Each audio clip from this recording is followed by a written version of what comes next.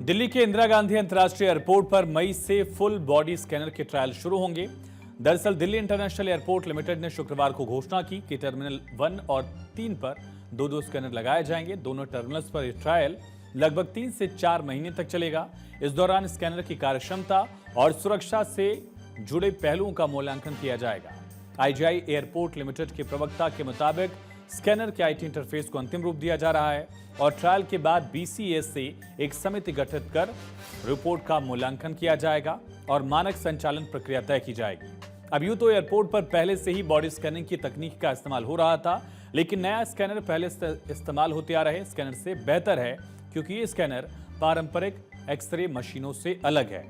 ये millimetre wave तकनीक पर काम करता है, जिसमें कोई रेडिएशन नहीं होता। इसके चलते गर्भवती महिलाएं या मेडिकल इम्प्लांट वाले यात्री भी इसे सुरक्षित रूप से पार कर सकते हैं। सिर्फ 3 सेकंड में स्कैन को पूरा कर लेता है और हर घंटे 1200 यात्री स्कैन किए जा सकते हैं। इस तकनीक का इस्तेमाल अमेरिका, कनाडा, ऑस्ट्रेलिया के प्रमुख एयरपोर्ट्स पर पहले से ही हो रहा है और अब भारत भी दिल्ली एयरपोर्ट पर इस स्कैनर के इस्तेमाल की तैयारी कर रहा है। इस नए और हाईटेक स्कैनर में कई खासियतें भी हैं। मसलन ये स्कैनर धातु और नॉन मेटल दोनों तरह की वस्तुएं पकड़ सकता है। मेटल, नॉन मेटल दोनों को पकड़ लेगा, जो विस्फोटक, जेल, प्लास्टिक या किसी भी रूप में छुपाए गए खतरनाक आइटम को पहचान सकता है।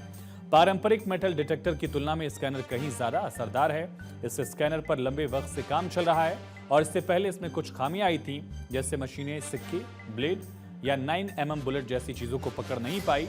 साथ ही साड़ी पहनने वाली महिला यात्रियों पर भी स्कैनिंग में गड़बड़ी हुई और टखने से 5 सेंटीमीटर नीचे और थोड़ी से ऊपर की चीजें स्कैन नहीं हो पाई। इन्हीं अनुभवों के आधार पर इस बार ट्रायल को और बेहतर बनाने की कोशिश की जा रही है।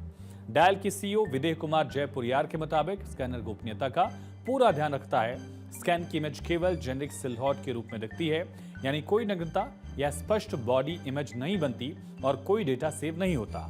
अगर कोई गड़बड़ी मिलती भी है तो सिर्फ संबंधित हिस्से की अलर्टिंग होती है, पूरी बॉडी की नहीं।